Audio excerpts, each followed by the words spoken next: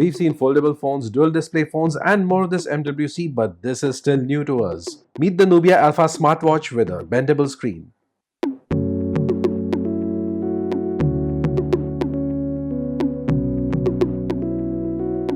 The Nubia Alpha is a smartwatch that sports a 4-inch flexible OLED display. The company claims that this watch has 230% more screen real estate than the standard smartwatches out there. It straps on like a bracelet and lets users make and receive phone calls, take photos, and use apps.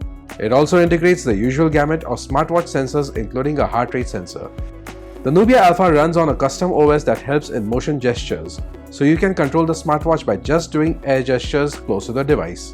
The device has two knobs on the right edge for navigation, supports 4G connectivity via eSIM, and has stainless steel band in gold and black color options. It is powered by the Snapdragon Wear 2100 SoC paired with 1GB of RAM. Internal storage is offered at 8GB and it packs a 500 mAh battery that claims 48 hours of standby time. The Nubia Alpha also sports a T9 keyboard for typing text and has a built-in speaker. The camera houses a 5-megapixel 82-degree wide-angle sensor with f2.2 aperture.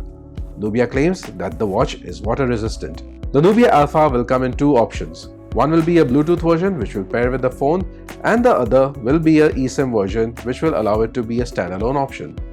The black Bluetooth variant will be available in Europe and North America in April, and its average global price will be €449. The eSIM variant will be available in China in April for €549 for the black color options, and for the 18-karat gold variant the price will be around €649. We have a lot more MWC coverage on Gadgets 360, but you would know that if you had subscribed and hit the bell icon. It's not too late, do it right now. Thanks for watching.